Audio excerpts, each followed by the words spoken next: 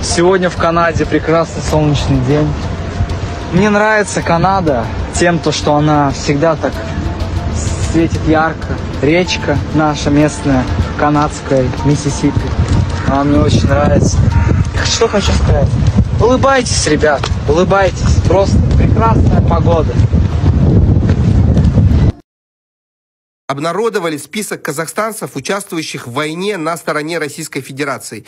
Проект «Хочу жить», который занимается поиском пропавших без вести российских солдат, начал публиковать теперь имена иностранных наемников. И первыми обнародовали списки граждан Казахстана. Так вот, вот в этих списках 661 человек, как минимум 78 из них погибли. И помимо фамилий и имен указаны также даты рождения, в некоторых случаях даты смерти, и номера жетонов, и даже адреса. Как выяснилось, это не только приграничные районы, вот север Казахстана, тот самый пресловутый, а оказывается, на войну с Украиной уезжали из Алматинской области, из Алматы, ну и, понятно, из Караганды, из Павлодара, из Петропавловска, из Кокшетау. Вот Россия, подписывая граждан другой страны, она не нарушает действительно никаких там международных соглашений?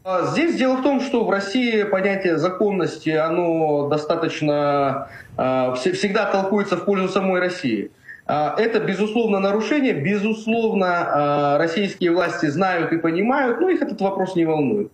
Более того, я напомню тот случай, что, если не ошибаюсь, в 2023 году было зафиксировано, что был такой таргет рекламы, особенно на российских сервисах, с призывом граждан Казахстана записываться. Поэтому Россия не только подписывает контракты, она призывает это делать, и ничего их на самом деле не смущает. Потому что действительно важно понимать, она не берет,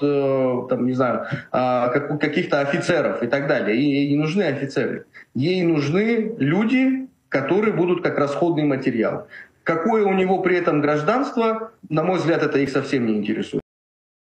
По некоторым данным, погибли не меньше 3000 этнических казахов на этой войне. Что они туда шли? Ну, кто-то за деньгами, кто-то зомбированный вот этой пропагандой. Теперь, значит, к этим 3000 мы можем прибавить как минимум 78 граждан Казахстана, которые тоже погибли, являясь гражданами Казахстана.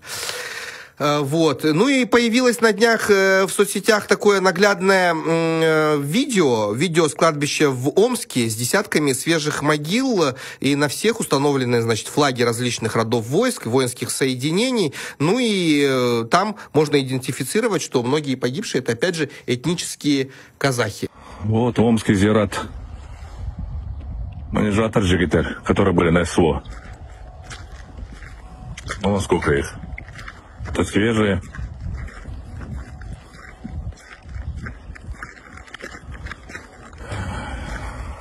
Надо СВО.